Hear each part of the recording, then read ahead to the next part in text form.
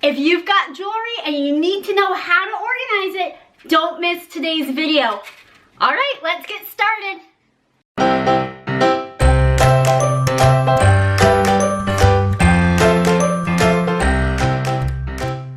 Hey everybody, Mandy with Sugar Bee Crafts. Today we're going to talk about organization of jewelry. I've got a couple of different options for you, like this or this. Today is all about making your own DIY jewelry organizers. So today we're going to make earring holders to sit on a dresser or to hang on the wall. And we're also going to talk about this bigger jewelry display. We're going to cover both things.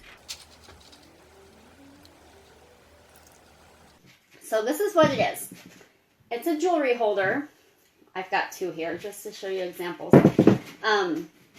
And I know a lot of people have jewelry cabinets or, like I have a little thing where I put my earrings.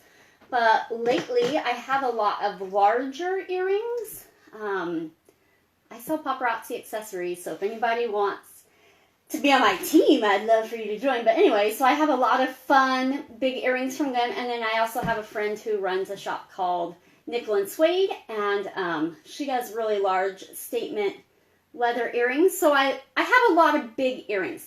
And my big earrings don't fit in my jewelry box because they're, those jewelry boxes for the earrings, they're like little bitty squares. And so we're looking for a solution to that. Now, for me, I actually have a chain on my wall, and maybe I'll show you that later. And that's how I hang mine. But for my girls, I thought they need an earring holder too because they have some bigger ones.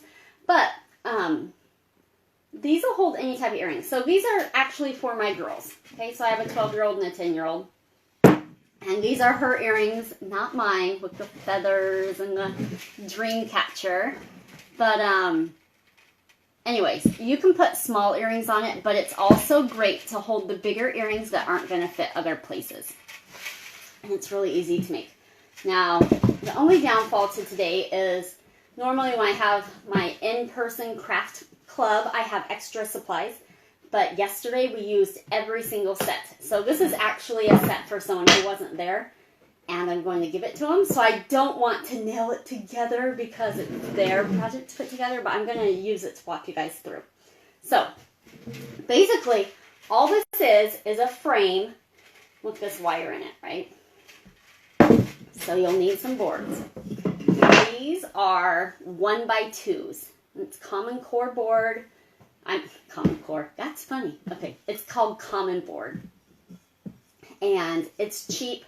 You can buy nicer boards that don't have as many knots in them. But I like to keep the cost down when I'm doing craft projects. And so this is kind of an inexpensive option. So you can make your frame whatever size you want. I gave people two options. There was either 12x24 or 12x12. And the reason for that is the screen, which we'll get to in a minute, but it comes 2 feet wide. This is for the larger size. It's 24 inches long, and you'll need 2 of these. This is the top and bottom of your frame. And then you'll need 2 inside pieces, and your inside pieces are 10 and a half. And I will do a blog post and put the numbers on it in case you can't remember, but 10 and a half and 24. And the way it goes together, this is big, so I'll just scoot it over, is your side pieces. This is your bottom, and then your side piece sits inside, and this is your top. Can you see how the top piece just lays on top? It overlaps your side piece. So the first step in your frame is you're going to paint it. Whatever color you want. You can go with hot pink. You can go with yellow. I think it would look, if you're going more sophisticated, right? You could stain it. And it's just whatever your bedroom or wherever you're going to put your frame, whatever you'd like it in there. So you're going to paint it and let it dry. And then you're just going to nail it together. Okay, now don't be afraid of the nailing. You could nail it by hand if you want to. So you're just going to take your short piece, your side piece, and take your top piece and put it on top, and you're going to nail right through here. Okay? And then once that's nailed together, you'll nail your other one right through here. And then you'll flip it over so you'll have a U. And then when it's flipped over, you'll just nail the top piece on here. And then on the other side. You only need to put one nail in each corner. And you'll feel like it's not very solid. But that's okay if it twists a little bit because you're going to put a screen on the back and it's going to make it more secure and less wiggly. Like I said, you can totally just hand nail it in like hammer and nail. Let me show you what I use. This is like my new favorite tool. It's a nail gun, but there's no cords. My husband has a nail gun and it's heavy because it comes with a compressor. And it's really hard for me to carry it because I'm not the strongest person. And so this was on my dream list, like a nail gun of my own. And I love it because I don't have to carry the compressor. It's called an Airstrike and it's by Ryobi. Anyway, so you just put it on your project and pull the handle and it's all and shoots a nail through. So that's what I like to use when I'm doing my wood projects. So you're going to have your frame and it's all nailed together, right? Easy peasy. And it's all dry. Next thing you're going to do is just put your screen on the back. This is by the chicken wire. It's not quite chicken wire, but if you ask for where is the earring wire, they're really not going to know what you're talking about. So you want this. And it comes in a 5-foot roll. There's a bigger gauge, which means the holes in the wire are bigger. And that comes in a 10-foot roll, and I was tempted to buy that one, but I didn't because I just like how small these holes are. It just gives you more options of where you want to hang your earrings, if that makes sense. And so this is called, it's called hardwire cloth, but it's by the chicken wire. And this one is 1/4 of an inch. It's going to be backwards, so I won't even show you, but that means that these little bitty squares are 1/4 of an inch in size. And that's the size I would recommend. The next size up is 1/2 inch. And I just felt like that was too big. And so you're going to want these 1/4 inch. Comes in a roll like this. Give people the option. I mean, it's 24 inches wide. 24, 2 feet. So I gave people the option that they could either make a frame that was 2 feet, like the one I just showed you, or 12 feet, which meant I could get 2 out of it. And so that way I'm kind of cutting, I'm making it easier and less cuts, right? And less waste because it's going to use the whole thing. So you unroll it. Make sure you have gloves on because these things are pokey. Okay, so you cut all the wrapping off and it'll unroll. And then you'll just unroll it and measure 12 inches. And then it kind of rolls up a lot, but that's okay. So this one, and then if you're making the smaller one, you would just cut it in half this way. When you're cutting the screen, you can use these little bitty, like crafty wire snips, and you would just go in and snip like each little, this would go much faster if I wasn't trying to hold it up and show you guys. So you would just go snap each little thing, and see how it's cutting it? Which is how I made my first two. I just used those little, it's attacking me. Okay, I just used those little things. But I asked my husband, I'm like, hey, do you have any wire snips that I can use at Craft Club? Because I think that more than one person will be cutting at once, right? And he brings me out these. So I don't even know what they're called. But they are amazing because it just cut like straight up it, like scissors. Right? Like it. Anyway, so if you have some sort of wire scissors laying around, those work really well. These are totally doable. You're just going to cut your screen to where it fits the size of your frame that you already made. Okay, we're almost done. So all you do is you have your frame and you have your wire. You're just going to put it on it, right? And it should fit because you've measured. And then you're just going to take a staple gun. This is what mine looks like. And you'll just staple around the edge to hold the wire on. Okay? So this one's already done. See it right here are the staples. I'm not the strongest, and so sometimes when I staple, hey Shawnee, it doesn't go all the way in, right? So you can just get a hammer and tack them in. Like if this one wasn't in, I would just hammer it down. Like, that's all there is to it.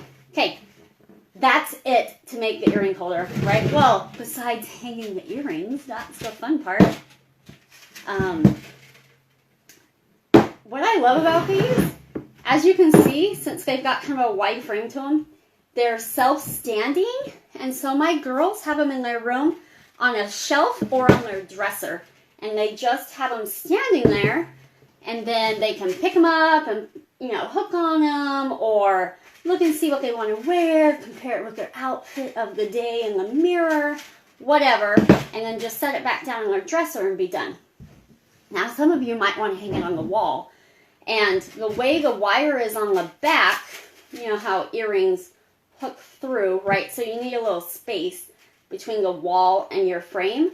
And our solution for that was just to put these felt pads on. And they're kind of, I mean, they are those things that you put on the bottom of your chairs. You know what I'm talking about? So they have a good thickness to them. And so when they're on, and then you hung this on the wall, there would be just a little bit of a gap between your frame and the wall. And that way you could get the earrings through the earring holder. Cool? So to recap, you are going to take your wood, paint it, let it dry, hammer it together to make a frame, cut your wire, which is sold in a roll like this by the chicken wire. You're going to cut it with snips into the size of your frame.